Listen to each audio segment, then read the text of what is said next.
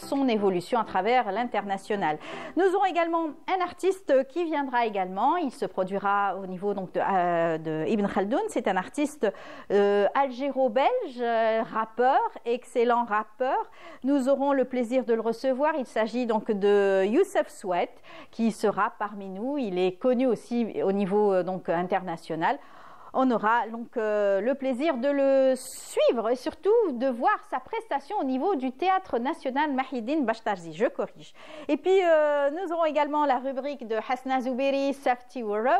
Aujourd'hui, elle nous parlera donc des départs en voiture ou carrément à travers les transports de voyageurs durant cette saison estivale, durant les vacances. Et oui, bien sûr, beaucoup donc de personnes feront le voyage à travers les bus et les trains. Et donc tout cela, il faudra prendre connaissance des dangers de la route, bien sûr.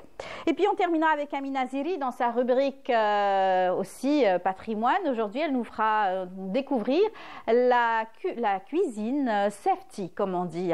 Alors on dit diététique et surtout pour la bonne santé, avec une invitée qui est conférencière et qui nous parlera bien sûr de cette cuisine plus traditionnelle et healthy, comme on dit. Voilà, c'est tout le programme qu'on a choisi. J'espère que vous allez le suivre tout au long de cette émission. Et on va commencer avec Amel Haribi pour les nouvelles du ciel tout de suite.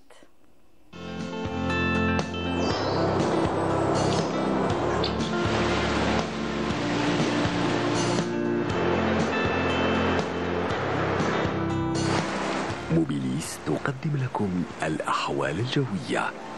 موبيليس معا نصنع المستقبل. Amel Haribi, il fait chaud. Chaud, humide, tout ce que tu veux. Même de bon matin. Alors, on est habitué à ce que de bon matin, il fasse une petite brise. Voilà, une brise fraîche, oui. marine. Ah, ça, on en rêverait. Hein. On a juste la brise de la clim, heureusement. Et même la clim, des fois, on ne l'a pas. Hein. Bon, il va faire combien aujourd'hui sur Alger, par exemple? 31 degrés cet après-midi. Bon, Inch'Allah. On vous écoute, Amel, allez-y. Merci, Amel. Bonjour à tous et bon réveil. Eh bien, toujours de l'humidité sur une partie des régions côtières et proches côtières, sous un ciel bien sûr dégagé. Par contre, vers l'intérieur et le plateau, des orages qui vont retentir, laissant place à quelques pluies par endroits durant la journée. Des orages également sur le sud-ouest, l'extrême sud. Ailleurs, rien à signaler. Le soleil sera bel et bien présent. Mais à noter des sommets de sable tout au long des frontières algéro-maliennes, le Sahara central et le Sahara oriental. Les températures, quant à elles, toujours caniculaires, mais plus au sud, également sur une partie des régions du nord. On va commencer par le nord, le maximum 41 degrés, Rolizan, Chlef, Mascara, Indefla, 36 degrés à Tizi Ouzou, Batna, Djelfa, 37 à Tlemcen, Constantine également, 32 au Oran et à Naba, 31 à Alger, 34 à Al-Beyod, au sud de 37 à 38 degrés de Tamanrasset vers Janet, 41 Béchar, 40 degrés Gardaya, Biskra également Ilizi, 44 Adrar, Insalah, Timimoun, 46 degrés le maximum du côté de Tindouf, Bourjbedji Moukhtar, en passant par les 44 degrés à Ingzem. La mer aujourd'hui, eh bien, elle se montrera calme sur pratiquement l'ensemble des côtes avec des vents faibles, 10 à 20 km/h et les vents seront variables. Et on termine ce bulletin cette fois-ci avec l'éphéméride. Pour aujourd'hui, eh bien, le soleil se couchera vers 20h11. Et pour plus d'informations, bien sûr, vous pouvez consulter les sites de Météo Algérie. Passez une excellente matinée avec la suite des programmes sur Bonjour d'Algérie et à tout à l'heure midi.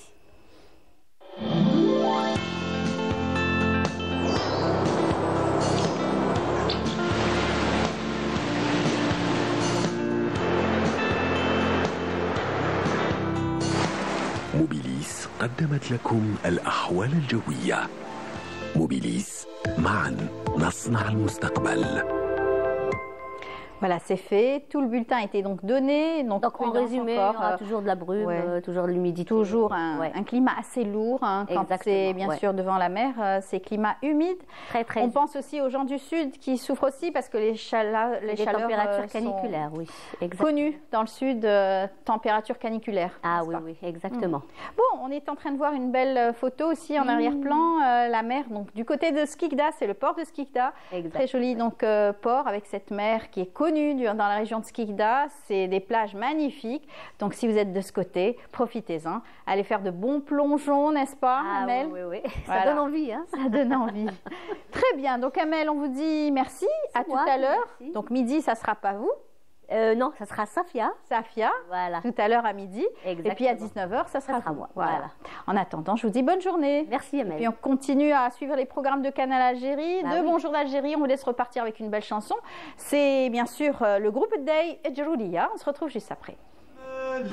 شفتها يا الخوات شوكيت حبست الفوت موراها جريت قالوا لي تسكن مطلقات ما فهمت والو عقلي طار حكمتني الخلعه لوني صفار سلف وخدود مدبلت الاشفار وجريت عند بنات الحومه سقسيت في داك المرسم ما انا كنبيت باش نجيب لا دريسه تاع الدار سقسيت الكردوني والخضار عمي احمد وعمر زي قمار ما لقيت حد بيطفي الهيب النار اجروا ليا يا ناس اجروا ليا بدات القلب ولات الخدود العكريه اجروا ليا يا ناس اجروا ليا بدات القلب ولات الخدود العكريه اي ولي اي ولي ولي يا زهري ولي اي ولي ولي وانا رايح ولي يا زهري ولي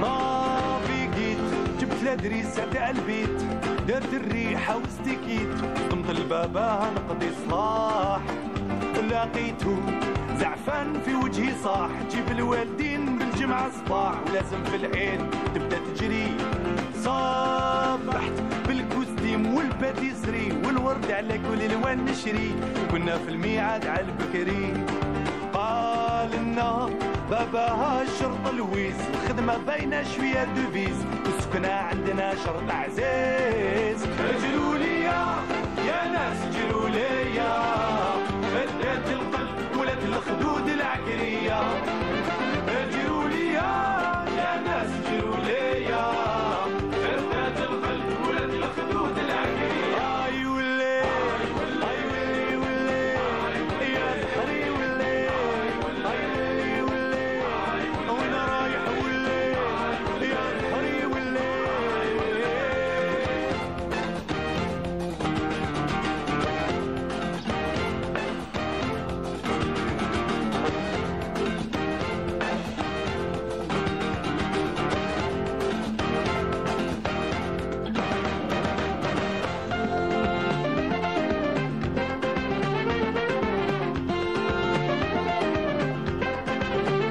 كيفاش ندير شيخ دو بياس كويزين كيما قال المرحوم وين نديرك يا زين وانا فنان وعلى حاله مغلوب عندي جيطاره وقلب حنين وجيبي متقوب اصطمت للمير بالدوسي وشويه شيتا قال لي لازم تكون مزوج وانت وزهرك في الليستا وخرجت من التم وانا حالي مقهور وليت القهوه والفوت وفي الحومه ندور يا وعمر والسين ما يبني القصور وانا نجري ونبكي على زهري قلبي مضرور اجروا ليا يا ناس اجروا ليا بدات القلب ولات الخدود العكريه.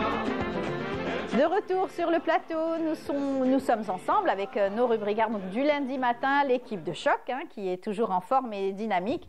Avec nous donc Samira Hadjamar, bonjour. Bonjour à tous. Comment ça va? Très très bien. Très bien. J'aime beaucoup ton événement. Oui, il est assorti comme on dit. Siham Bonjour, ça va? Ouais, ça va, cool, Bien. alhamdoulilah. et Hakim. Bonjour Hakim. Toujours un plaisir de te retrouver. C'est gentil, merci. C'est toujours un plaisir de vous retrouver, de vous avoir à mes côtés le lundi matin pour parler un petit peu de choses et d'autres. Entre autres, on va commencer avec Samira pour le patrimoine. Oui. Nous sommes en pleine saison, donc nous allons bientôt célébrer l'Ashura. Elle va commencer bientôt. Et en fait, il y a des festivités qui sont organisées pendant une dizaine de jours. Je parle sous le contrôle de Siam Kenoji. Oh non, non, mais pas comprenez, non, voyons. Voilà, là. Donc, c'est Muharram et Muharram à Janet se fête de la plus belle manière, de la manière la plus, on va dire, unique. Oui. ça n'existe pas ailleurs, Ouais. c'est la Speiba. C'est la Sbiba. Voilà, c'est le bientôt. thème. Tout de suite, c'est juste après ça, on en parle avec Samira.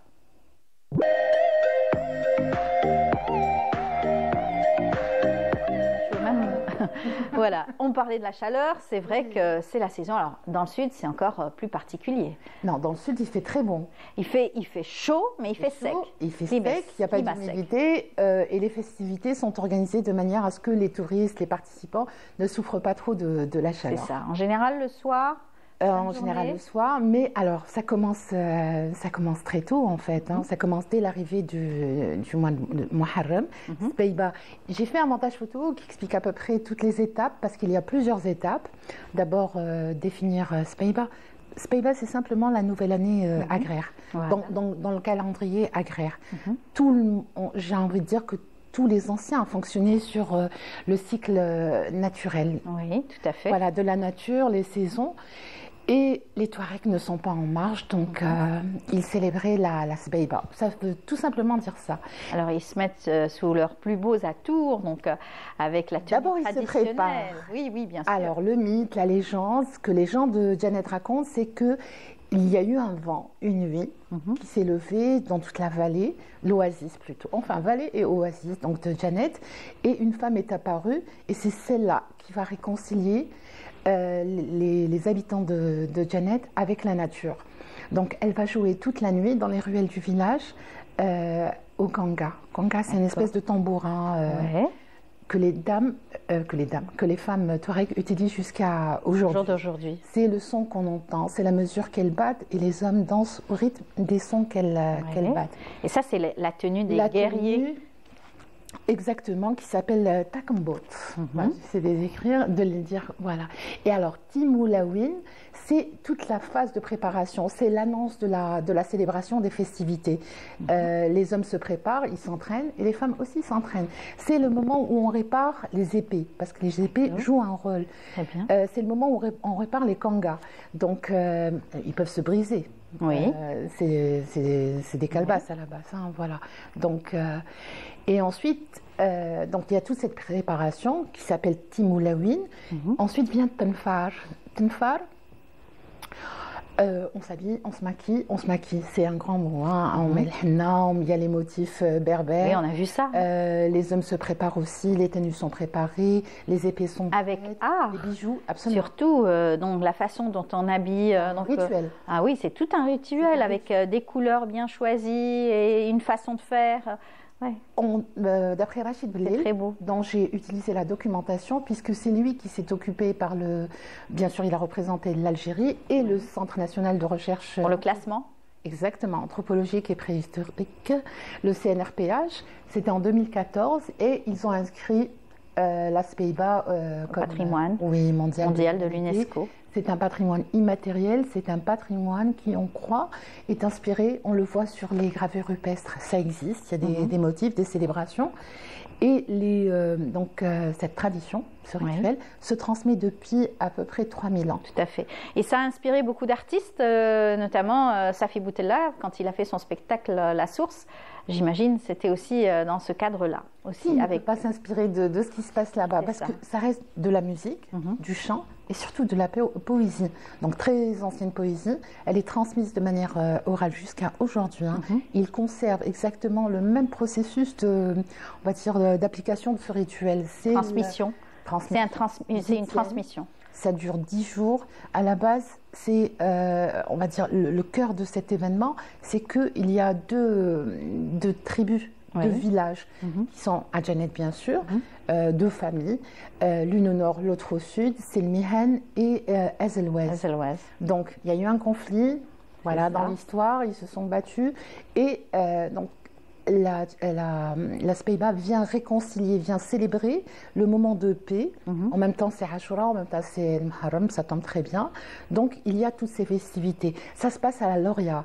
Loria, c'est l'endroit, une espèce de grande étendue en dessous donc dans la vallée des montagnes. Et les tribus se rencontrent et elles marchent et elles exécutent des danses. Les danses ont leur importance, c'est aussi du patrimoine immatériel. Il est inscrit au même titre que tout le rituel, toute la préparation et tout, pour commencer la danse. Et il va y avoir une espèce de compétition. Chacun va représenter sa famille, sa tribu pour essayer d'être donc le mieux habillé, le plus beau, le meilleur danseur. Il y a le maniement il y a même l'étape du cliquetis des épées. D'accord. Donc c'est rituel. Oui, c'est très beau, la danse. Les femmes sont autour, elles jouent du ganga et elles font des you-you. Donc tout ça pour dire que c'est et la poésie. Oui, la poésie. Oui, bien sûr. Surtout la poésie. Ouais. Qui ne veut pas être poète dans ce panorama, ce lieu? Il est alors c'est un événement, il y a un monde fou. Ils viennent de partout, du monde entier. C'est vrai. Jeannette attire. Ça draine énormément de touristes chaque année pour justement vivre ces moments et s'imprégner aussi de cette tradition et surtout ce rituel que vous citez si bien à travers aussi les images que vous nous avez rapportées. Samira. Des images donc on voit la préparation de l'henna. Les femmes se préparent, les hommes se préparent. Il y a le maquillage, hall. Et ce sont des gestes qui les sont bijoux depuis, traditionnels. Oui, exactement. Ils sont magnifiques. Voilà. Pareil, les hommes, c'est takombot qu'on voit. Les hommes sont aidés, ils s'habillent. Et même dans je veux dire, la manière de s'habiller, il faut respecter scrupuleusement les étapes. Exactement. Bien sûr. Voilà. Et parce que ça compte dans la compétition. Bien sûr. Voilà. C'est compté. Voilà, les tambourins et les instruments. Le ganga. C'est ça, c'est ce qu'on voit. C'est ce que les femmes utilisent pour la musique. Exactement. C'est magnifique. Vous avez déjà assisté, Hakim, par exemple? Non, malheureusement, non. Faut y aller. Pas Siham non plus. Il faudrait qu'on y aille ensemble alors. Oui. Un séjour. Inch'Allah. Voilà, donc c'est bientôt. C'est bientôt. Exactement. On s'apprête. L'Ashura, tu peux. Voilà. Oui, la prochaine fois, il n'y a pas de souci. Voilà. On va parler à présent de prénoms avec bien sûr Siham. Deux prénoms, un masculin et l'autre féminin qui ont une relation directe avec l'Asbiba, avec ce mois de Muharram, etc. Après le jingle. Après le jingle. Allez, le jingle. Allez, on y va.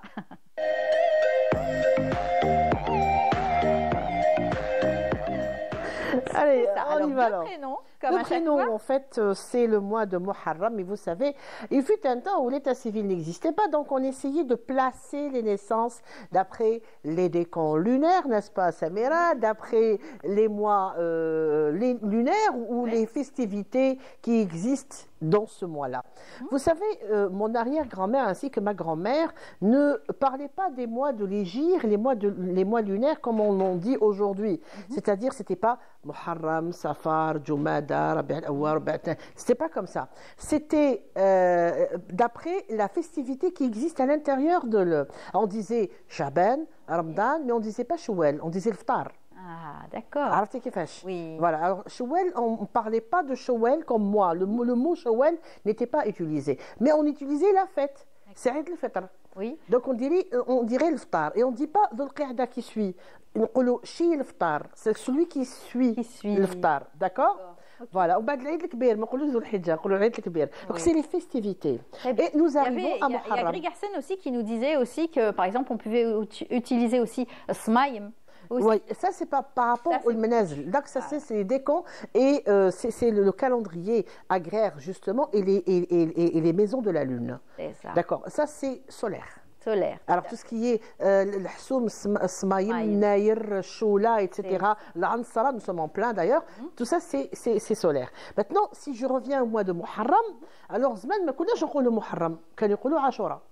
Parce que c'est la festivité principale de l'Am Jdid. Oui. Donc, on a la nouvelle année de l'Hégire, donc c'est Muharram. Après, nous avons le 10e jour, qui est une grande fête chez les musulmans, qui est Ashura. Alors, pourquoi Ashura? Justement, c'est le 10e jour qui veut dire 10e. Donc, nous avons Ashura, Ashura. Alors, nous avons le Tessura et le Ashura. Alors, nous avons 2 jours qui se suivent. Dans la tradition musulmane, ce sont 2 jours presque, j'ai envie de dire, sacrés. Parce que vous savez que les musulmans croient à tous les prophètes, c'est le fondement même de la croyance musulmane, et on sait que Moussa alayhi salam a quitté l'Égypte avec son peuple et a traversé donc la mer Rouge en ces jours-là. Le jour de Ashura, les Rabbi Selek القوم تاع سيدنا موسى عليه السلام من فرعون. Voilà. Donc c'est une occasion de aussi c'est un jour sacré. Donc c'est un jour où on peut jeûner, on peut faire la fête, où on peut cuisiner de beaux plats aussi. Alors les enfants qui sont nés non pas le 10e jour de Muharram, mais peut-être avant ou après, pouvaient porter le prénom de Ashur. D'accord. Alors nous avons Ashur pour le monsieur et Ashura tout simplement pour la fille. Parce que le prénom Ashura est un prénom féminin qui existe beaucoup en Algérie, mais qui n'existe plus malheureusement dans certaines régions. Oui, on l'entend plus. Voilà. Donc, oui, Ashura, oui, ça mérite. Je voulais savoir si il fallait se couper ou laisser ses cheveux, surtout ne pas se couper les cheveux. Là, au contraire, essayer de couper sous la nuque, enfin avec la nuque, les toutes premières mèches de cheveux. Oui, باش يطول. Voilà, exactement. Donc il faut lui tirer une petite, voilà, afin de la voir et que mes cheveux soient bénis, voilà. Mais pourquoi pas. On aimait bien cette tradition de se couper un petit peu les cheveux. Tout à fait. Donc voilà deux anciens prénoms, Ashur et Ashura. Ashur Kayin, d'ailleurs Telqaïb al-Ashur, c'est devenu même des patronymes. Ashura qui malheureusement a commencé à disparaître. Et pourtant dans certaines, à Ténès, à Khmis Miliana, du côté de l'Hodna, Djelfam, Sila, du côté de l'Bayed aussi, Tiaret, Louan Charis, il y avait des Ashura. Très bien. Voilà. Parfait. Donc c'est un prénom. À l'époque, donc disons 19e, 18e siècle, celle qui portait le prénom de Ashura, c'est-à-dire qu'elle est née pendant le mois de Muharram. Voilà. Pas forcément Ashura, le 10e jour, mais peut-être avant ou après. Très bien. Eh bien, merci Siham. Mais je vous en prie. Pour toutes ces informations tellement importantes, quand vous les racontez tellement bien. Oui, je suis conteuse, je vous rappelle que je suis conteuse. C'est pour ça que je raconte. Il n'y a pas de secret. C'est ça. Eh bien, en tout cas, vous allez faire quoi aujourd'hui? Sortir à la climatiseur. Avec cette chaleur. Oh, franchement, je ne dirais pas, je ne vais pas trop bouger pendant l'été, non. Très bien, sagement, chez vous. Ah oui, en attendant de vous retrouver. Vendredi. Et on n'oublie pas que votre émission passe aujourd'hui. L'émission Le Compte est bon. Vous savez que le compte est toujours bon, mon compte aussi, de toute façon. Alors vous allez la suivre juste après le bonjour, un petit peu après le bonjour, la parole aux enfants. Regardez l'émission. Très bien, parfait. À tout à l'heure. Hakim est là, il va nous parler d'un célèbre artiste qui a fait donc aujourd'hui, il fait un tabac à travers le monde. C'est Soul King. Oui.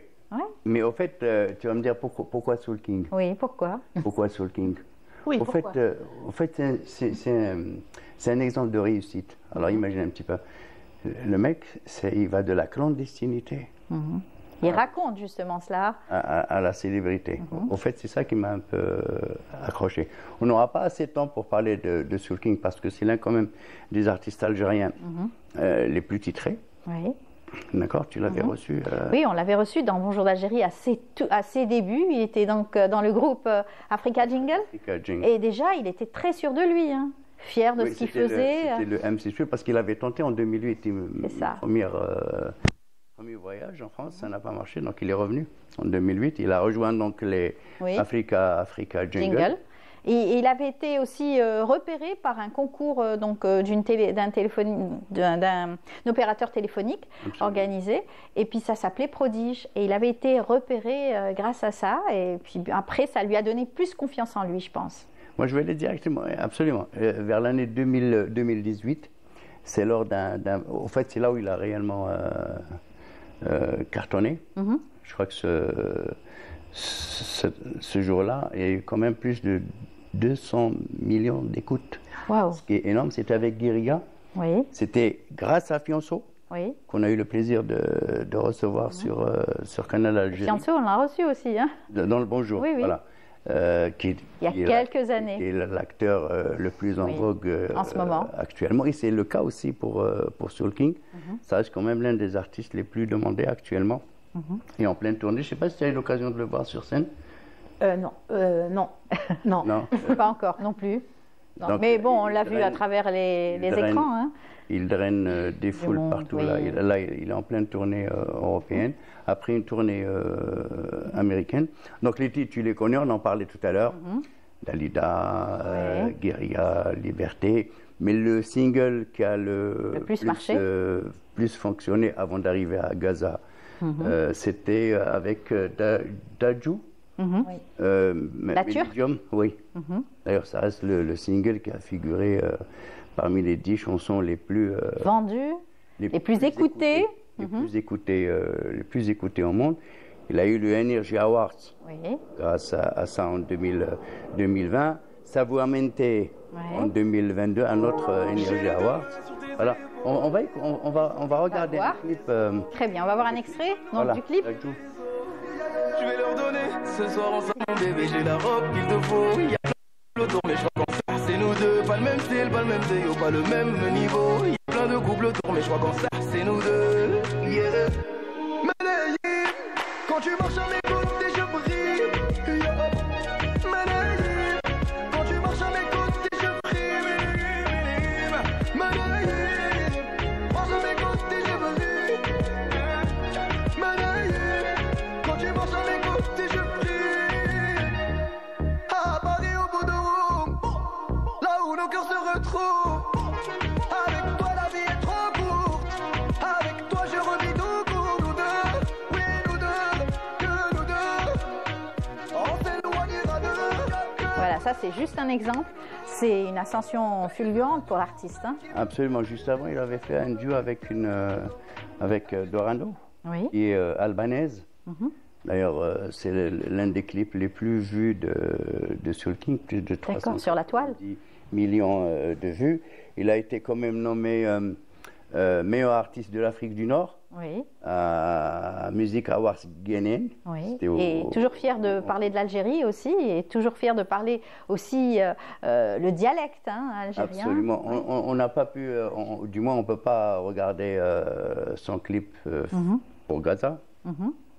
Puisqu'elle appartient à une radio privée.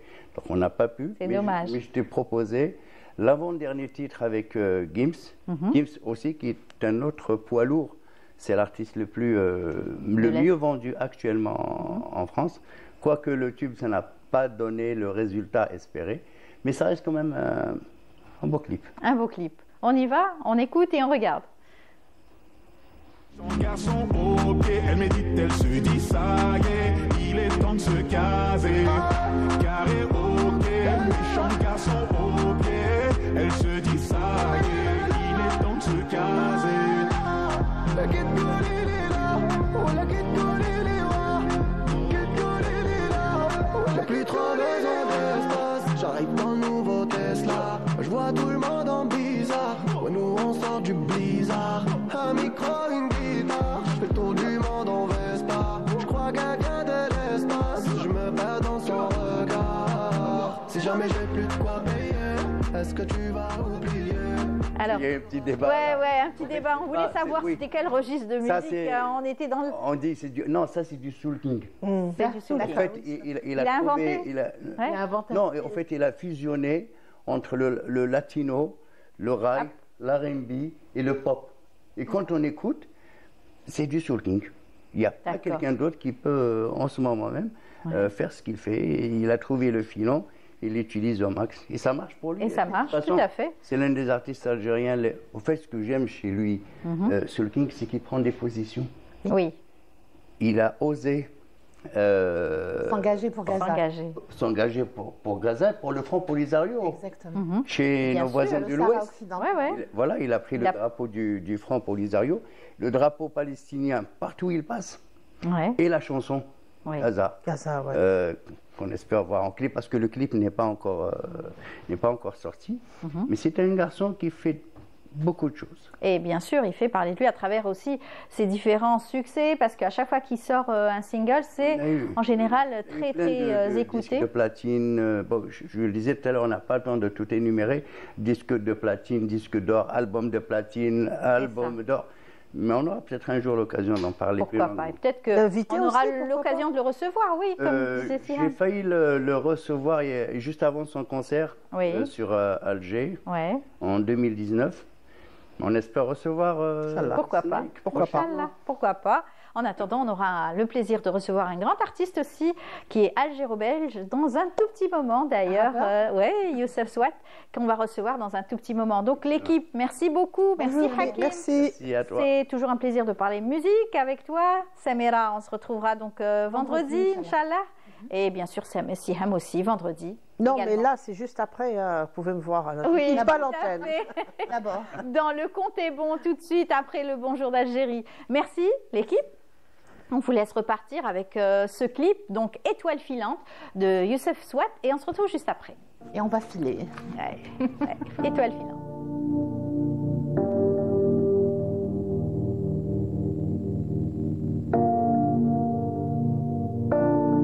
Pareil que tu m'attends quelque part, dans un resto ou un bar. On tapera des bars, on paye pas la note et on se barre. On rentrera tard chez nous, on se fera des sourires en silence, sans regarder en arrière. On construira nos barrières, main dans la main, les deux autres dans le ciment. On se pardonnera, c'est tout. Pareil que le temps devrait faire son affaire. Cet enfoiré manque pas d'air. Mon pote lampadaire m'a dit t'es déprimé, c'est grillé. Mais t'inquiète poto, t'en as pas l'air. Le moral est grillé, le cœur en débris. J'entends même l'air crier.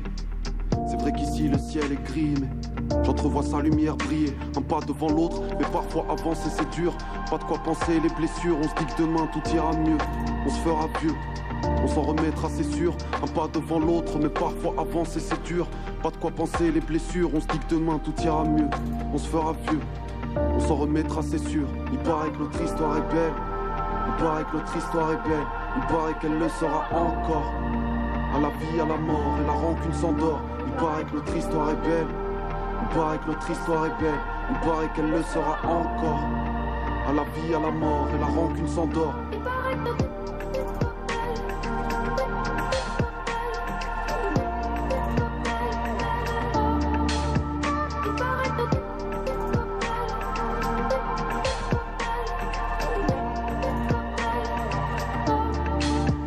On sera les derniers à embarquer dans l'avion. Sans regarder derrière nous, les valises seront vides, on offrira des sourires. Encore une fois, on passera pour des fous. Moi j'ai le tien, je me fous du regard des autres. Dans tes mains, même la neige paraît chaude. Écrire des belles phrases, c'est ce que je fais de mieux. Et pourtant, t'es la seule pour qui je n'ai pas les mots. Une étoile filante qui défile dans les cieux. C'est bien, mais je m'en fous, moi je n'ai plus aucun vœu. Vu qu'on est tous les deux, on se dira je t'aime sans vraiment le dire. Ça se lira dans nos yeux.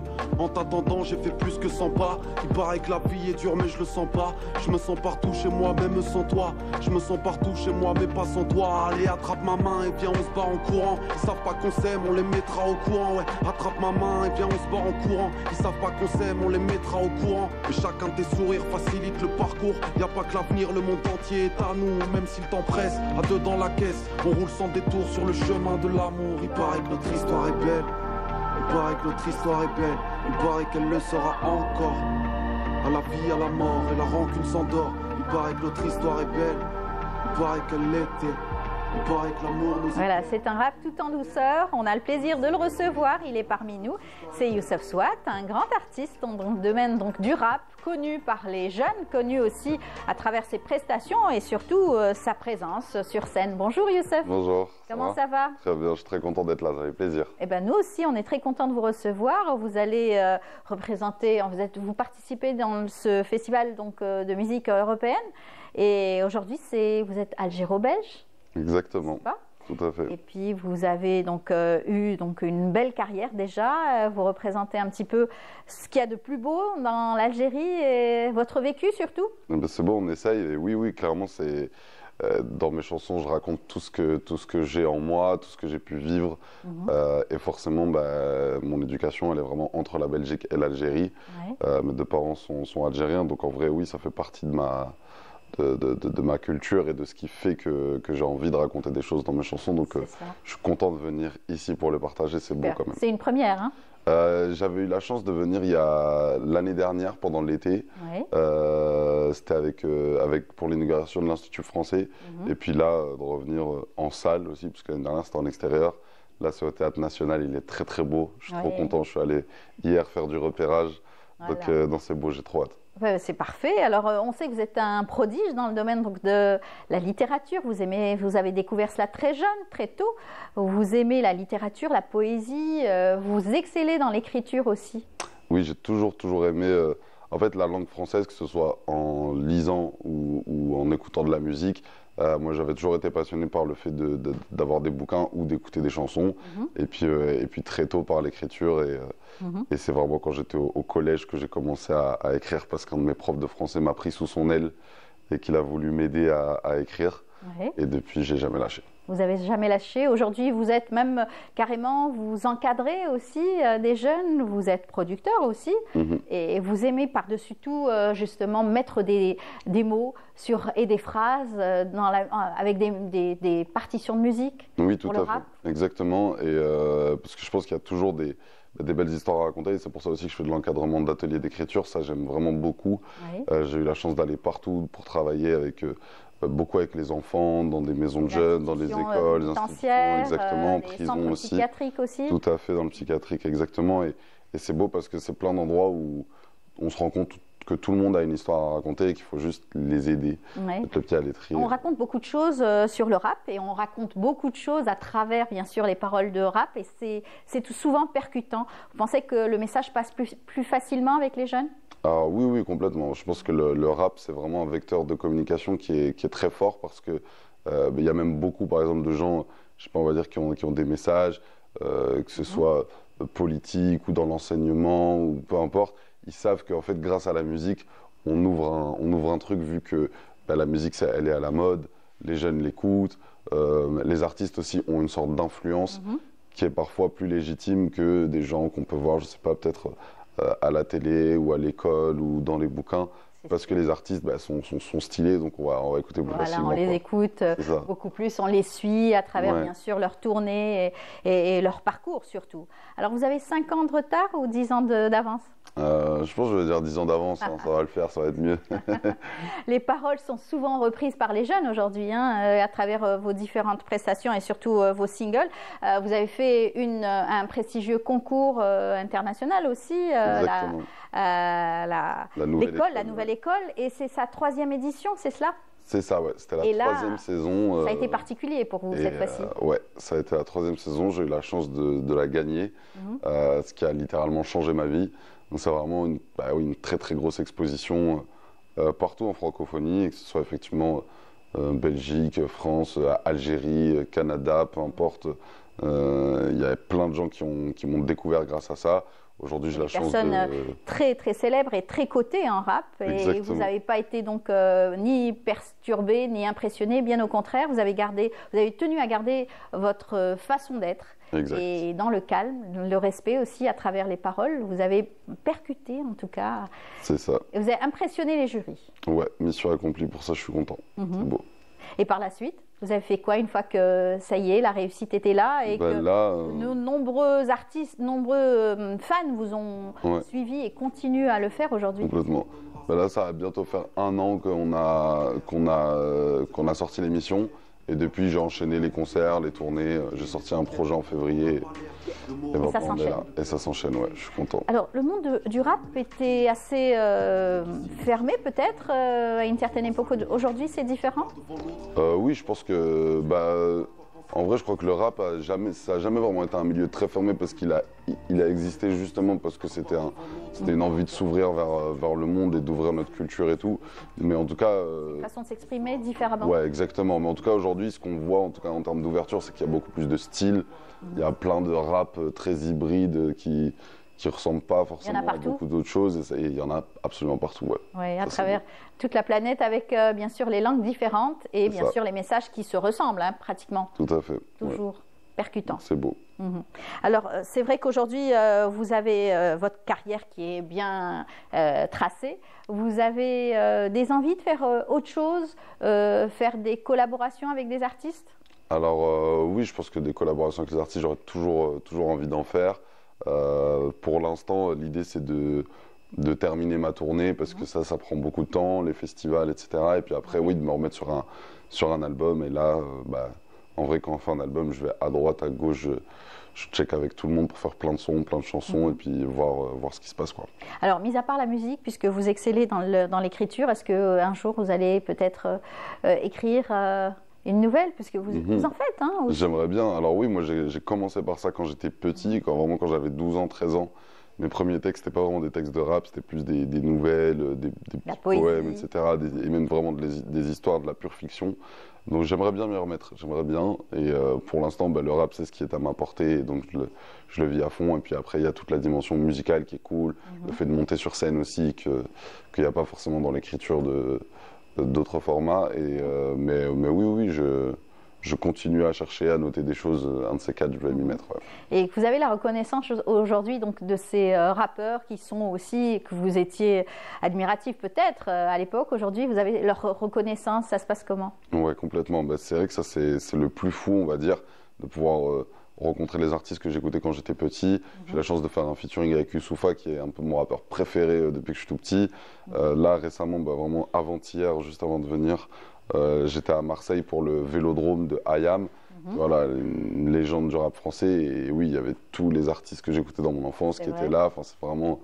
Donc ça, c'est une des plus belles choses que la musique puisse apporter. A amené. Ouais, exactement, complètement. C'est magnifique. Donc, les ateliers d'écriture, ça se passe comment avec les jeunes de différents âges? Oui, différents âges, différents publics et donc différentes manières de donner les ateliers. Moi, très souvent, ça commence déjà par juste une rencontre, le fait de discuter avec les jeunes et puis après, j'explique grosso modo comment on écrit pour celles et ceux qui ne l'ont jamais fait et tout. Donc vraiment de base, c'est-à-dire vraiment la longueur des mesures, le placement des rimes, etc. Et puis après, voilà, le fait d'avoir des thématiques et tout. Et ensuite, on se met à écrire. Et vraiment, alors là, c'est aléatoire parce que des fois, je peux faire un atelier qui va durer 2 heures, tout comme je vais le faire sur une semaine entière. Donc, en fonction, moi, j'aménage. Quelquefois, le rap, c'est assez violent.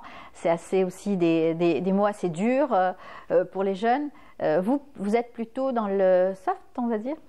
Alors moi, je suis plutôt dans le soft, mais après, moi, je m'inscris quand même dans ce mouvement-là. Donc, je pense que je fais partie d'un mouvement de rap, d'un mouvement hip-hop qui parfois, effectivement, peut être un peu perçu comme violent et tout. Mais moi, je pense que le rap, en vrai, il est à l'image de la société et que cette violence, on peut la retrouver partout, dans le cinéma, dans les médias, dans les bouquins, dans la musique et dans d'autres styles.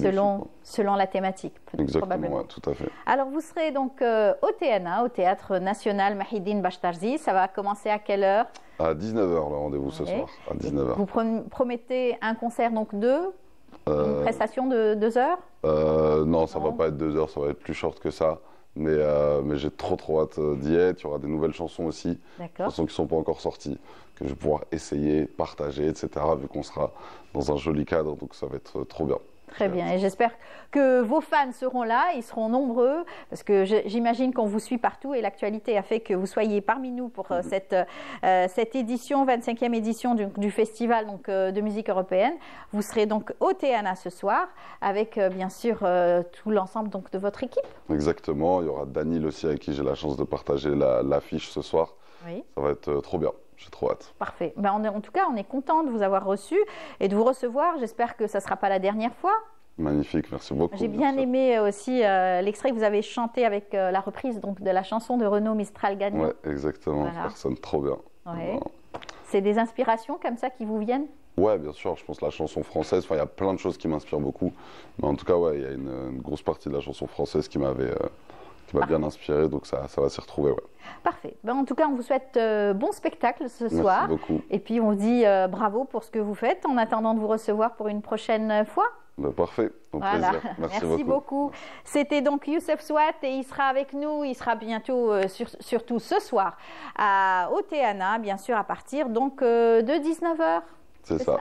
Tout à fait. Voilà, on continue notre programme. Je vous invite tout de suite à suivre ce reportage signé Samia Bouharo qui nous fait découvrir une très belle exposition donc, de sculpture et d'art musulman. Ça s'appelle Les héritiers de la lumière. On se retrouve juste après.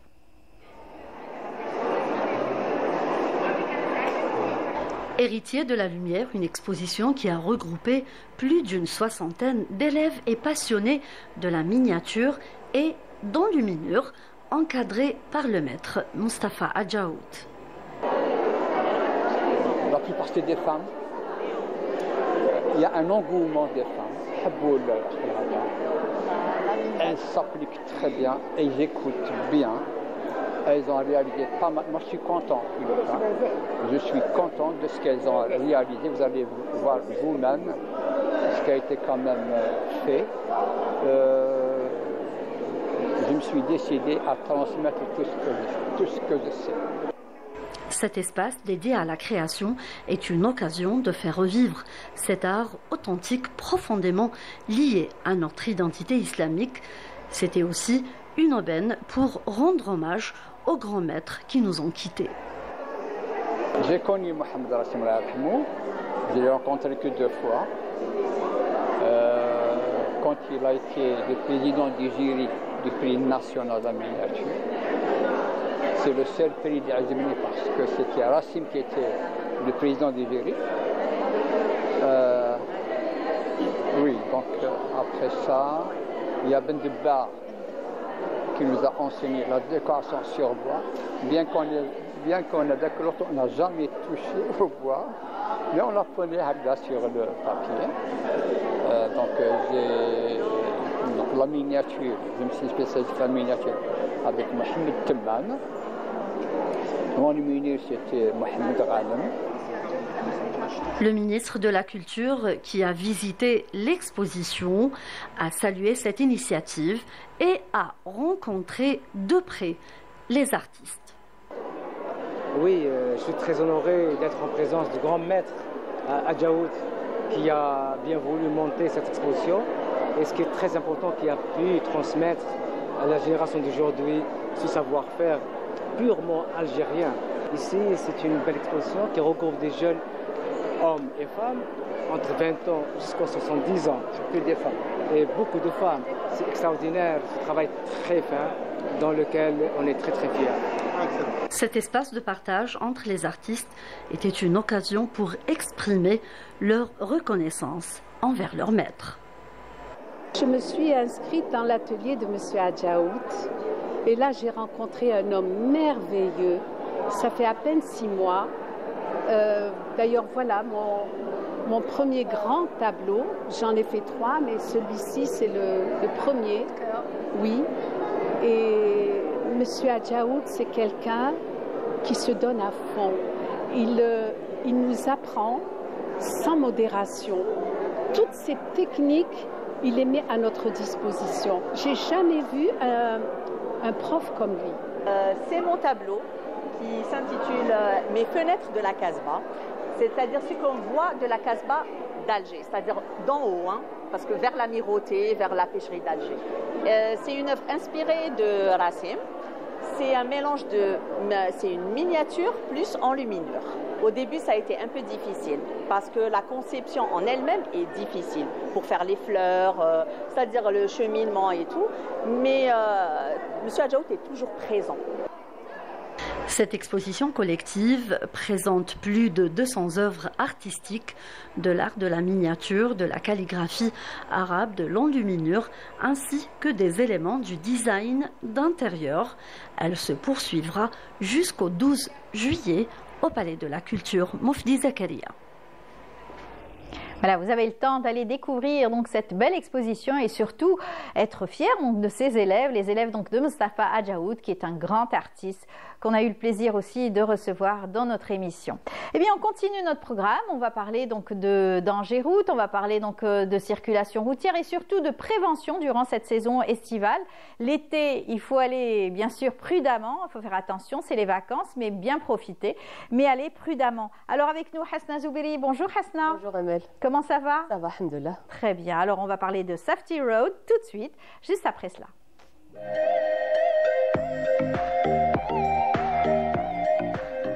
Le rouge est à l'honneur aujourd'hui. Oui, vous êtes toutes jolies en rouge. Gentil, alors on va parler donc de la sécurité routière et surtout donc d'arriver à bon point, surtout en bonne santé, en bonne forme et prudemment. Prudemment, voilà. Exactement. En cette période estivale, justement, beaucoup voyagent, prennent la route justement pour passer leurs vacances. C'est ça. Aller de wilaya en wilaya.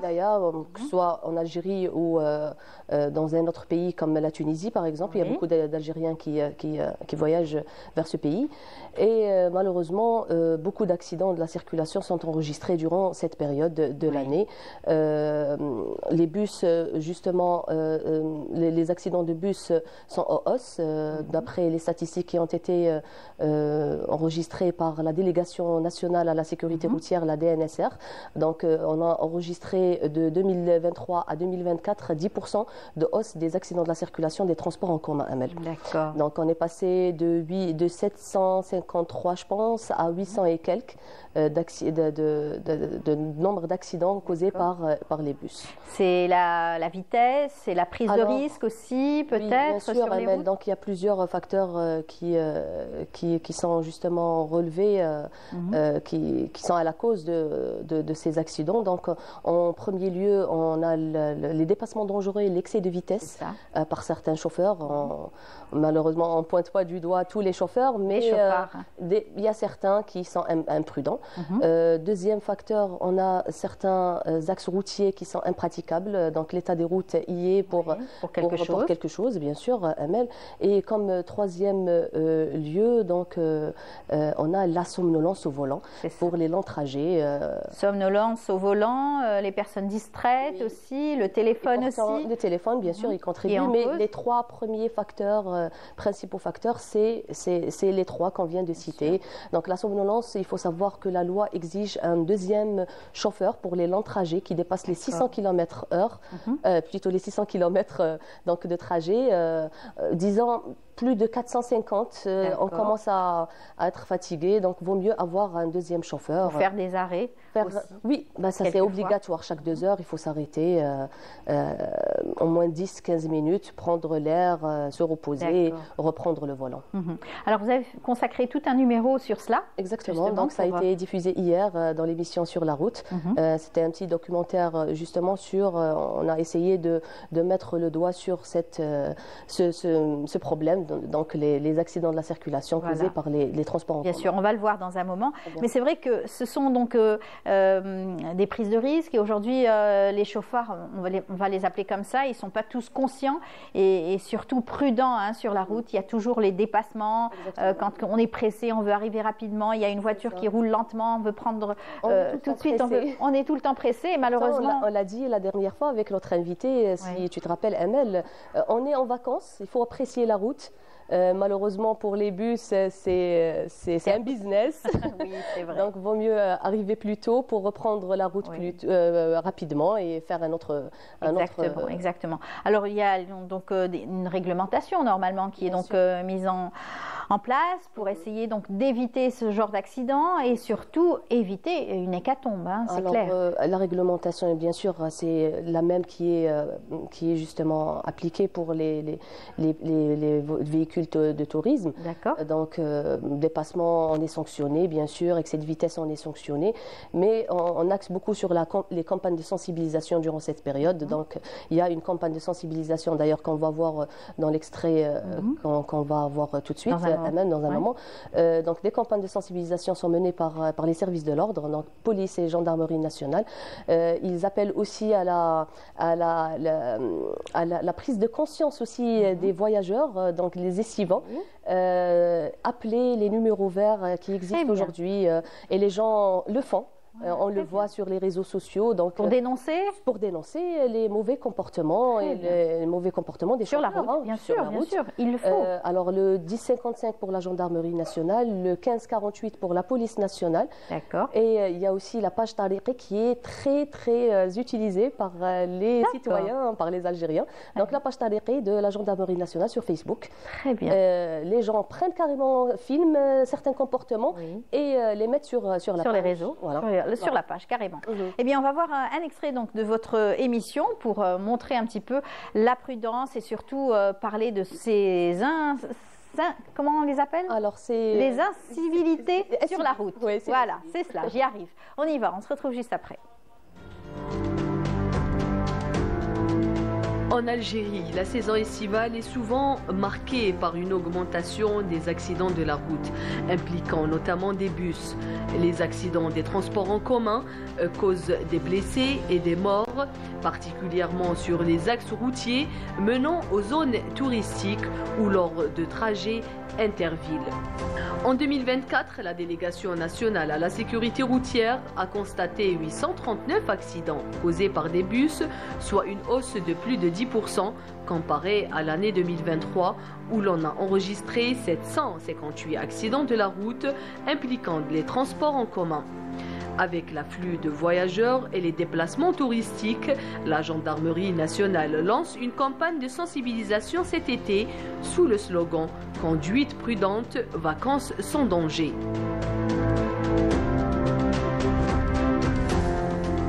أطلقت قيادة الدرك الوطني حملة تحسيسية وطنية تحت شعار القيادة بحذر صيف بلا خطر.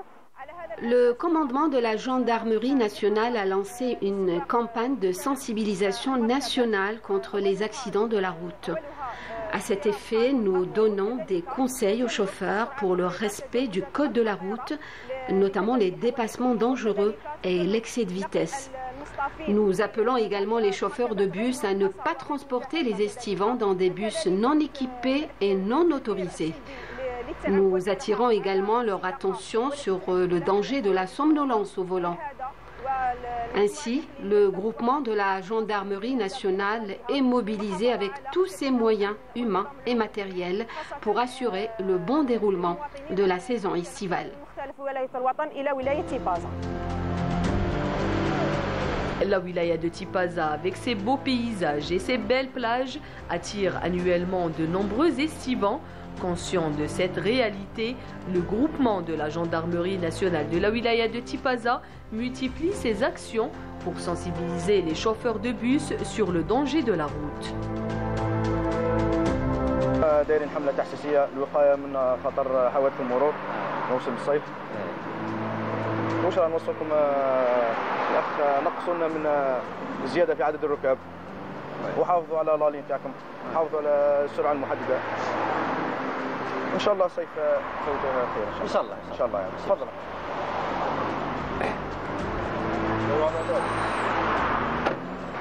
سلام. La wilaya de Tipaza connaît une grande affluence durant la saison estivale. De ce fait, la gendarmerie nationale a mis en place un programme pour fluidifier la circulation routière.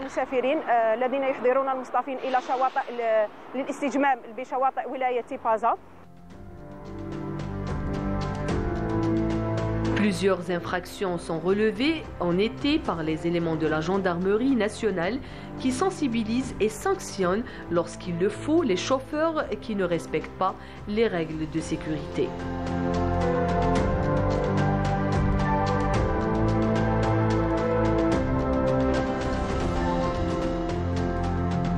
Des efforts sont déployés pour améliorer la sécurité routière, notamment par des campagnes de sensibilisation et des interventions de la protection civile pour secourir les victimes et enquêter sur les causes des accidents. Enfin, les forces de l'ordre appellent à une vigilance accrue pendant la saison estivale pour réduire les risques d'accidents de la route.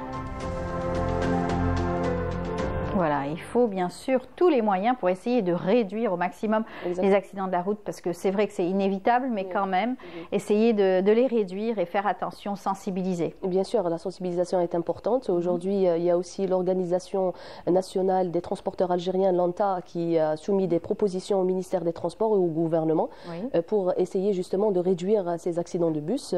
Parmi ces propositions, Amel, il y a aussi donc brider la vitesse de certains bus, les nouveaux bus donc, qui peuvent atteindre jusqu'à 180 km à l'heure, donc c'est énorme. Donc il faut les brider à 100 km/h pour justement essayer de réduire ces accidents. Et deuxième proposition pour essayer de réduire les accidents causés par la somnolence, donc faire des escales pour les longs trajets comme le nord-sud, essayer de faire à Alger, par exemple, Gherdaya et Gherdaya-Béchar, au lieu de faire directement Alger-Béchar, voilà, 800 km ou 700 km. C'est trop, hein. C'est énorme. Comme on dit, vraiment, surtout quand on est seul, face au volant, il faut pouvoir parler. Pour ces longs trajets, c'est obligatoire d'avoir un doublant, un chauffeur doublant. Mais malheureusement, chose qu'on ne prend pas. En fait, moi aussi, je n'ai pas pris en considération ça. Il faut toujours, même les forces de l'ordre voient qu'il y a un deuxième chauffeur. Mais en fait, s'il voyage avec le premier chauffeur à partir d'Alger jusqu'à Béchar, lui aussi, il est fatigué. Même s'il ne prend pas le volant, même s'il ne conduit pas, mais il est fatigué. Donc, il faut les récupérer en cours de route. D'accord. Voilà. Par exemple.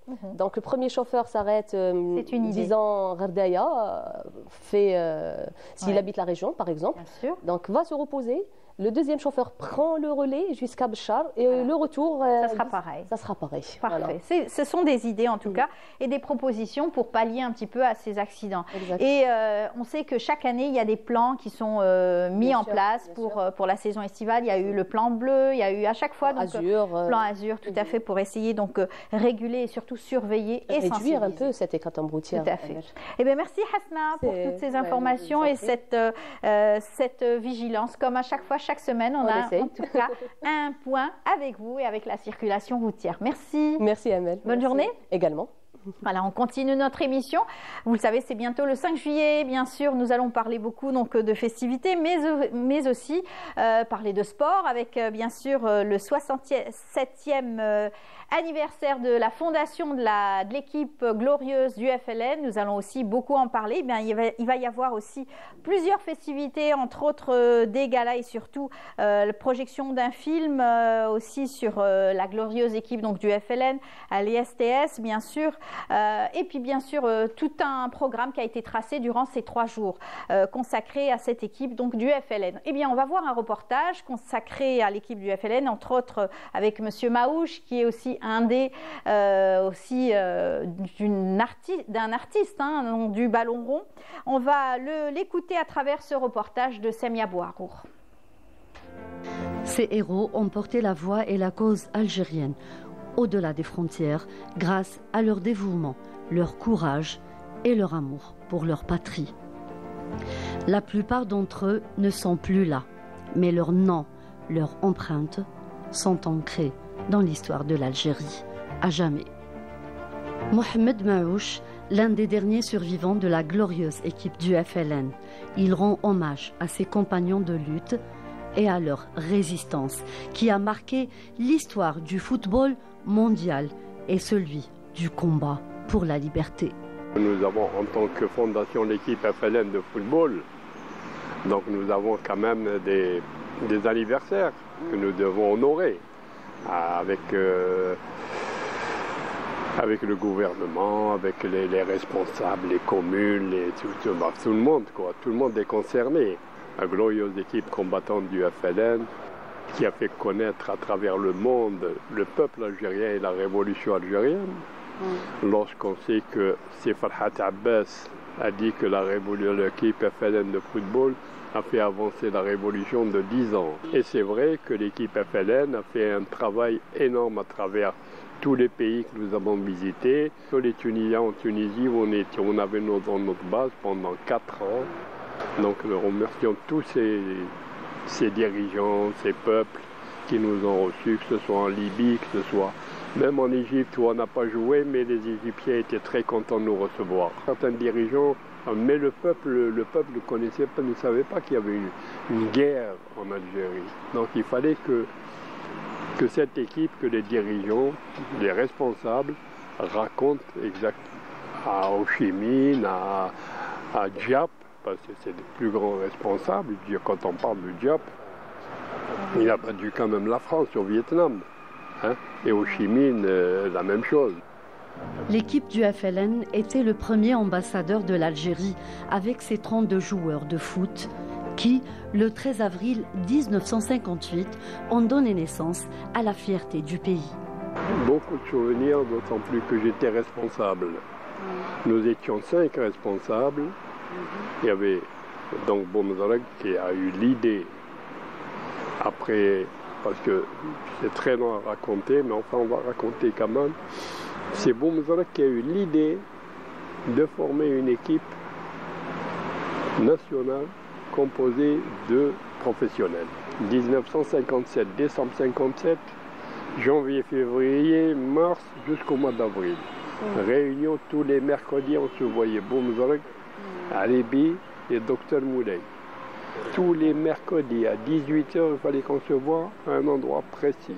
Chaque année, au niveau de cette fédération de l'équipe du FLN, un grand hommage est organisé pour pérenniser le combat du peuple algérien pendant la fête de l'indépendance, dont un glorieux chapitre a été signé par ces joueurs. Célébrer le 67e anniversaire de la création de cette équipe en 1958, qui a porté la cause algérienne dans le monde entier.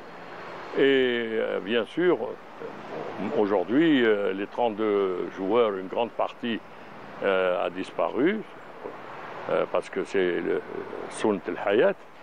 Et nous souhaitons toujours perpétuer les valeurs, les idées qui ont été défendues par ces joueurs, par cette équipe, c'est-à-dire le sens du sacrifice, les valeurs de novembre, le sens de la patrie, et puis perpétuer au sein de la jeunesse, dans leur logiciel, dans leur mentalité, la culture du patriotisme, etc. Bon, les Algériens, ils ont cette culture, mais enfin, il faut qu'elle reste aussi dans le monde du sport. Les compagnons tous les autres sont décédés. Je dis à leurs parents surtout, à tous nos amis, Allah yarhamoum wa yas'alihum, talba sabar wal aql, tout ça, parce que bon, on a passé de très très bons moments à travers le monde.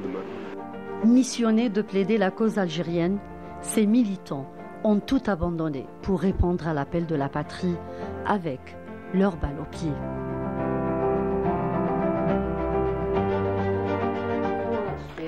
Un bel hommage en tout cas à ces joueurs et artistes, comme on veut les appeler aussi, parce qu'ils ont été courageux et tout en sagesse aujourd'hui on les retrouve. Eh bien, Amina Ziri va nous en parler également. Bonjour Amina. Bonjour Wichalaki. Comment ça va? Ça va, très belle, avec les couleurs de mon équipe préférée. Oui, comme par hasard, comme par hasard. Alors, ils vont être aussi à l'honneur, ce 5 juillet, Inch'Allah. Exactement, en face d'une grande équipe aussi, c'est le grand Shabab Belouizdad. Tout à fait. Et l'essentiel, c'est le fair play. Le meilleur gagne, voilà, bien sûr. Deux équipes. On regardait ensemble ce beau reportage de l'équipe du FLN, cette glorieuse équipe, n'est-ce pas? Et parler un petit peu de ces personnes qui restent qui se sont battues. Exactement, la glorieuse équipe du FLN. On a eu l'honneur de recevoir récemment dans notre plateau Monsieur Maouche, qui préside justement cette équipe. Donc, et on a eu l'honneur de recevoir aussi Yassine Ould Moussa, justement pour rendre hommage à cette équipe qui a donné la belle image sur l'exemple aussi, et la belle image sur l'Algérie et la guerre de libération aussi. Et donc, un grand hommage sera rendu demain, Inch'Allah, à tous les membres de l'équipe du FLN.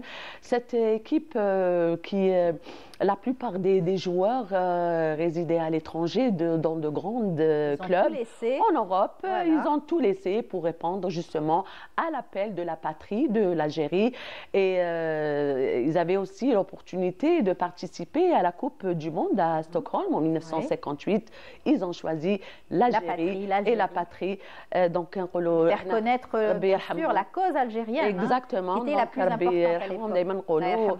Justement, تدويل القضية الجزائرية في العالم. Et donc, quand on dit l'équipe de l'équipe du FLN, on dit les Maouche, les Soukan, les Mkhloufi, Allah yarhamhom. Et on rend hommage à Monsieur Defnoun et bien sûr Maouche. Allez, jingle pour parler bien sûr de patrimoine avec Amina Ziri tout de suite.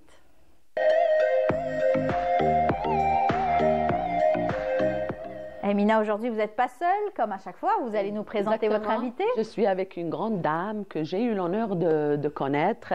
Il s'agit donc de Dr Rtas Leila, installée à Strasbourg et qui, ça fait déjà depuis 32 ans, régulièrement Alger, sa ville natale, et sa ville, la ville de ses parents aussi.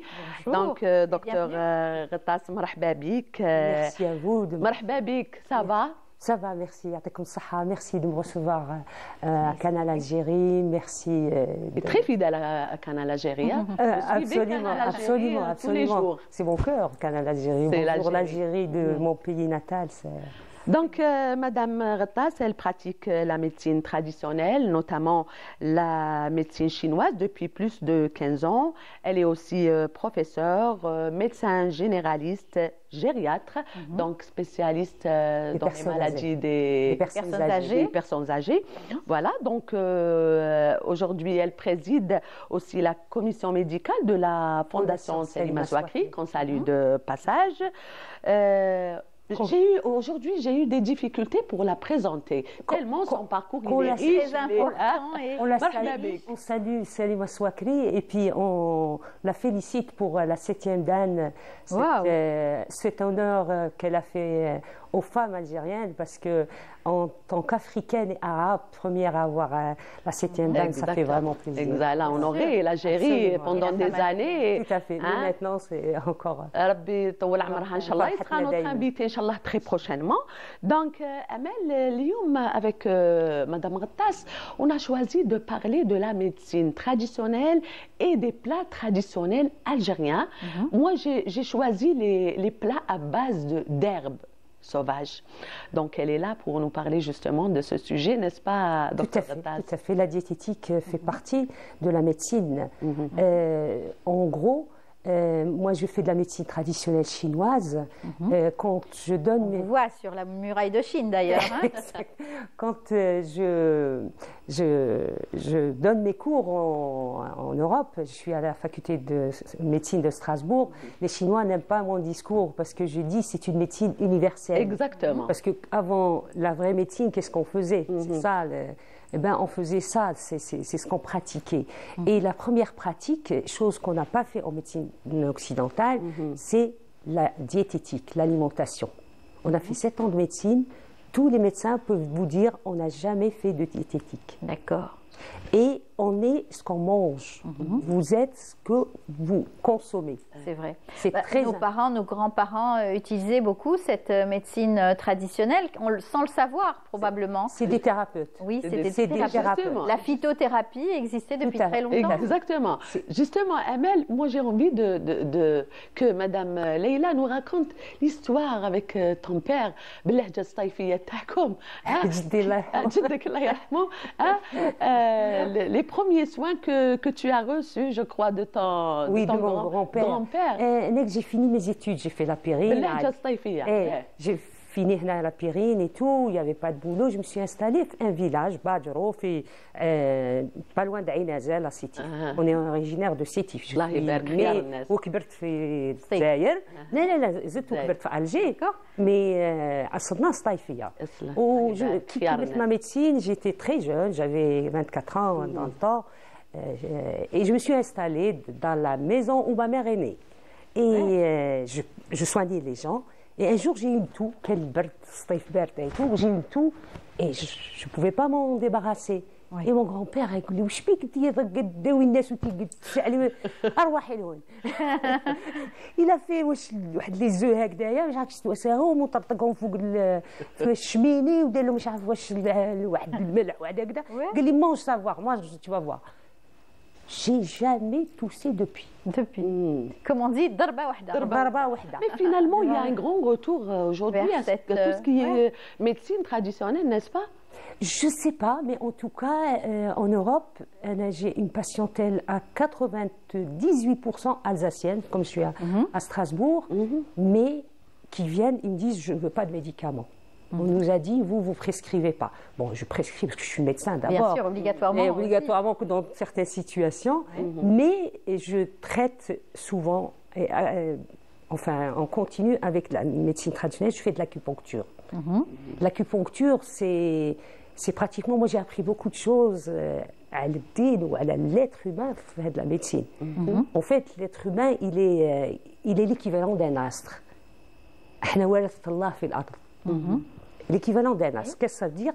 On travaille sur des méridiens, et les méridiens hadouk, c'est l'équivalent de l'Oudienne, les fleuves qui sont sur Terre. C'est un apprentissage. Hein. Alors en médecine, déjà, on sait que 70% d'eau dans le corps, ce qu'il y a sur la Terre. Et ça, tout le monde le sait, pour vous dire l'équivalence. Et du coup, on travaille sur ça pour libérer une énergie. Des fois, pourquoi moi j'ai fait ça? Parce que la médecine occidentale n'a pas répondu à beaucoup de mes questions. C'est vrai. Et beaucoup de pathologies aussi. Absolument, absolument. Des fois, il y a la pathologie, mais on ne sait pas d'où elle vient. Un blocage, on fait tous les examens et on ne trouve rien du tout. C'est vrai. Ça se passe dans votre tête. C'est quoi, ça se passe dans votre tête? J'ai mal. Oui. C'est un peu... Et en fait, quand je pratique ça, je peux libérer cette énergie parce que je fais une médecine holistique qui prend la personne en charge entièrement. Quand je dis entièrement, on revient toujours au sujet de Madame Amina, c'est la diététique. Qu'est-ce que vous mangez? Moi, je demande à la personne si elle mange salé, sucré, est-ce qu'elle déjeune, est-ce qu'elle déjeune pas, est-ce qu'elle boit beaucoup de café, les heures et tout ça. C'est déjà ce que vous mangez. Après, il y a la vie privée, si vous êtes bien... Voilà. On vous voit, vous êtes souvent sur les réseaux sociaux, vous répondez à des questions, vous faites des petites des vidéos aussi explicatives. J'essaye justement, j'avais promis aux personnes qui me suivent de répondre à des questions pendant cette émission, parce qu'on n'arrête pas de me répéter, c'est quoi cette médecine? C'est quoi cette médecine? C'est une médecine, profiter de l'occasion. C'est une médecine parallèle à la médecine occidentale, parce que la médecine occidentale, comme je vous ai dit, il y a beaucoup de défaillances, parce que avant la médecine occidentale, comment se soigner? Comment ces gens-là étaient thérapeutes? Elle disait, Amina, avec ses herbes, avec ses alimentations. La première alimentation, il faut qu'elle soit saisonnière. On n'a pas à manger le filfil à monton. Ça n'existe pas. En Europe, on fait que ça. Oui. Tout a été chamboulé, c'est vrai. Exactement. Et vous pensez qu'aujourd'hui, avec ces changements, donc cette agriculture intercalaire, etc., ça apporte de la négativité à notre santé? Je pense, oui. Je pense. Un excès d'engrais peut-être. On a un grand avantage en Algérie parce qu'on a des fruits et des légumes. De saison. Exactement. Justement, Amel, je voulais juste savoir qu'est-ce que tu prends le matin, le petit déjeuner? Moi, je prends du café crème, des croissants. Non, une infusion en général. Du thé, une infusion. Alors, tu sais ce qu'elle... Avec une biscotte. Tu sais ce qu'elle porte, docteur Repas, Leïla? Elle prend Rouina. D'accord. Hein? Rouina, exactement. Parlez-nous un petit peu des bienfaits de Rouina. Rouina, c'est du blé concassé, grillé. J'ai l'origine de ma mère, Steph. Oui. Ça doit être bon, hein? C'est très bon.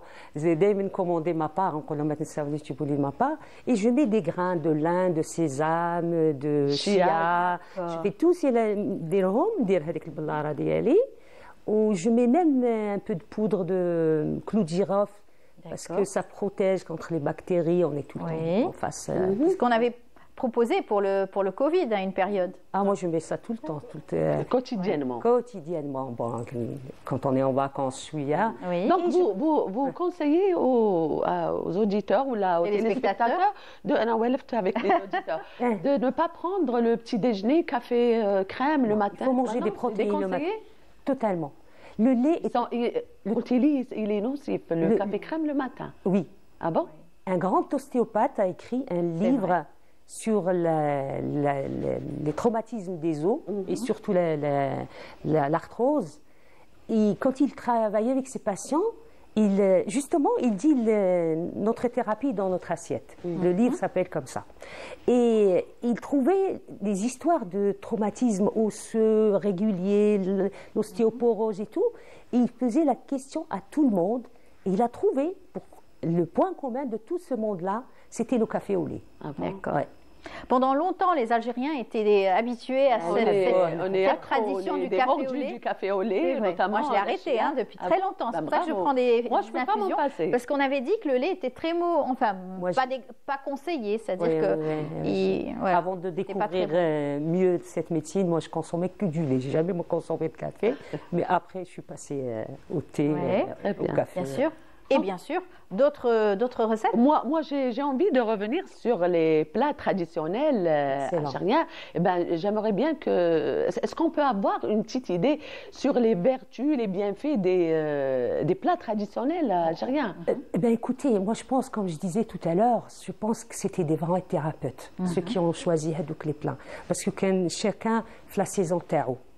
Ou tani, les épices qu'ils mettent. La poudre de clou de girofle, c'est un antibiotique. C'est vrai. Naturel.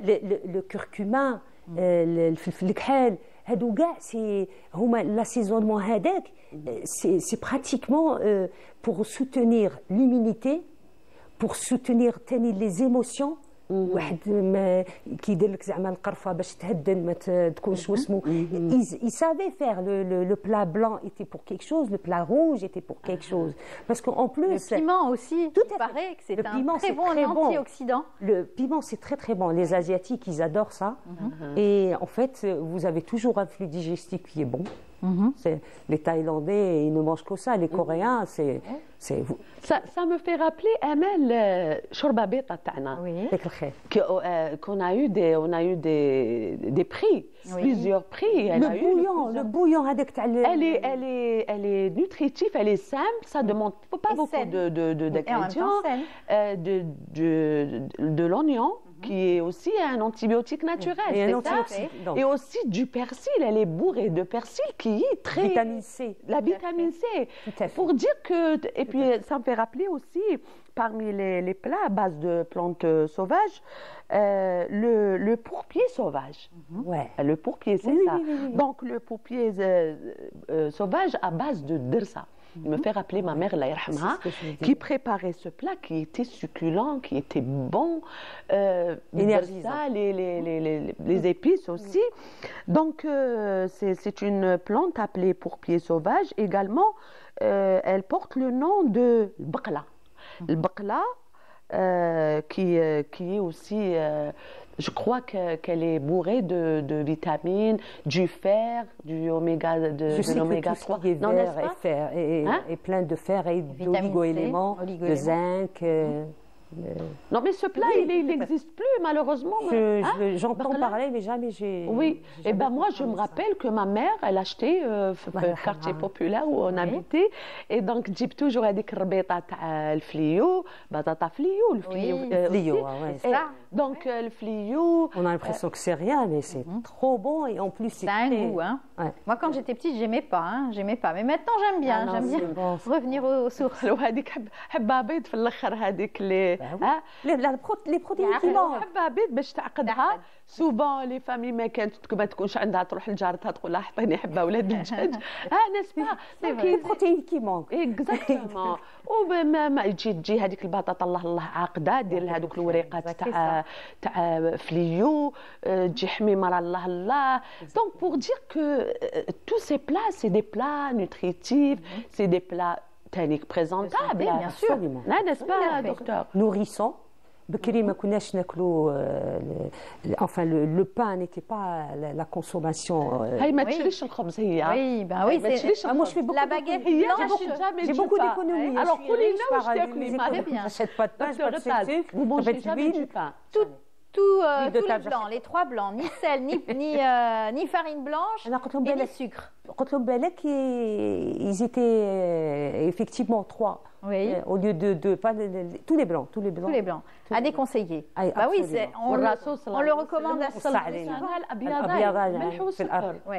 Ils sont nocifs, donc il faut les éviter. Hein. Je crois que c'est une question d'habitude. Moi, j'ai entamé un régime grâce à Madame docteur Ramadan. Et donc, j'ai supprimé les mauvaises habitudes, taqal bellouz en soirée, trop de zlabia.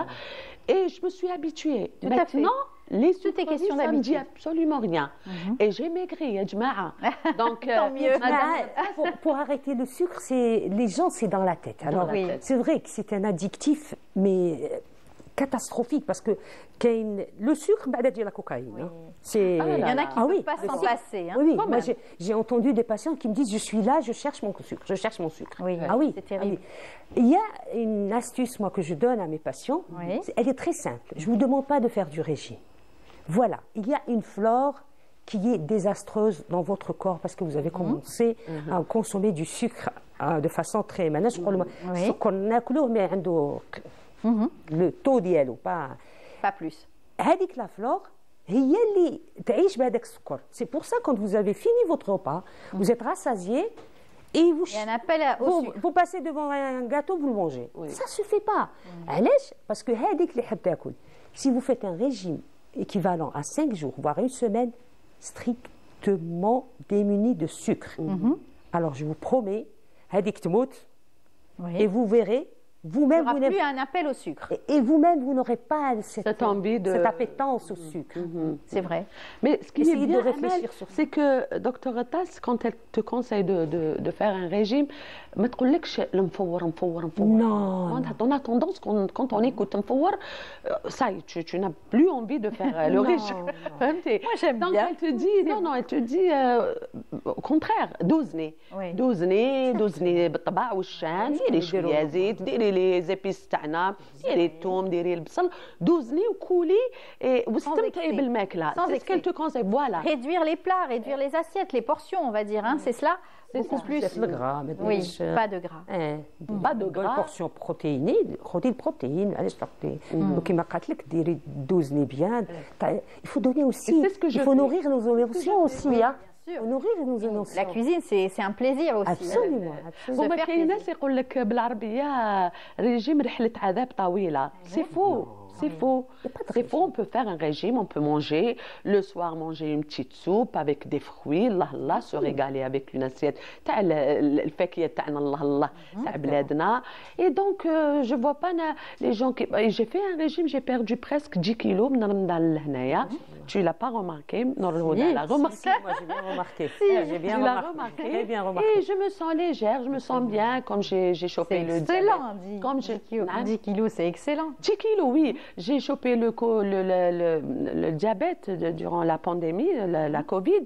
Et donc, j'étais obligée de perdre au moins 10 kilos. Amina, en parlant du diabète, moi, je dis toujours aux diabétiques, quand je leur parle de leur régime, alors ils sont là, ouais, mais il ne faut pas manger de sucre, nanani, nanana. Je dis toujours, non, ce n'est pas un régime typiquement diabétique. C'est un régime qu'on devrait tous faire pour ne pas être diabétique. Très bien. Tout à fait, c'est la prévention. C'est la prévention avant, bien sûr, la maladie. Vous n'êtes pas punis. Très bien. On doit tous le faire. Très bien. Voilà, donc, notre but aujourd'hui, c'était de mettre en valeur les plats traditionnels algériens. Ils sont bons, ils sont succulents, ils sont même nutritifs. On devrait être justement, à base d'herbes et tout. C'est très conseillé. Farid Rodja était venu nous donner une bonne recette de couscous à la traditionnelle. Avec, tout à fait, hamama avec beaucoup d'herbes. Et ça aussi, c'est une forme de détox pour la saison, peut-être pour accueillir l'été. L'été, effectivement, pour détoxer et nourrir le cœur. Voilà, on est arrivé déjà à la fin donc, de notre émission. Ça a été un plaisir que de vous recevoir, parler de diététique, parler de conseils culinaires. Pour moi, c'est un plaisir pour moi aussi d'avoir partagé ce moment très convivial avec vous. C'est gentil, merci. Pareillement. Docteur. Je te conseille de mettre souvent le rouge et noir, il te va à merveille. D'accord, c'est pour l'équipe, pour votre équipe. En plus, c'est la couleur été. Va bien. C'est gentil, c'est gentil. Merci beaucoup, Amina, pour cette belle découverte. On se dit à samedi spécial Coupe d'Algérie. Spécial Coupe d'Algérie. Elle y arrive. Elle nous avait promis une belle rencontre. Inch'Allah, ça va l'être. Eh bien, on termine avec les dédicaces. J'espère que j'aurai le temps. Alors, Mahrez félicite son ami et frère Allad Abdelzak pour les fiançailles avec la belle Friel. Allad aussi Abdelzak qui félicite sa petite nièce Lilia Menel pour l'obtention de son BM et pour son acquisition donc du BM bien sûr à la première place avec une moyenne de 18,16. En tout cas, bravo, félicitations et bravo bravo à tous ceux qui ont excellé. Et il souhaite un joyeux anniversaire pour sa belle sœur Maryam. Voilà. Et puis, il y a aussi notre collègue qui dit à ma chère cousine Nourhan Boussafi, plus de succès et de réussite de la part de sa grande sœur Shiraz. Et puis, encore une fois, pour féliciter, bien sûr, pour le BM. Félicitations à Ben Kahla Amir. Beaucoup de succès, encore une fois. C'est tout. Et bien sûr, Darine qui souhaite félicitations aussi à Abdel Khalaq Dra et Machid Oumaïma. J'espère que j'y suis arrivée. Voilà. En tout cas, bravo à tous ceux qui ont eu le BM avec succès.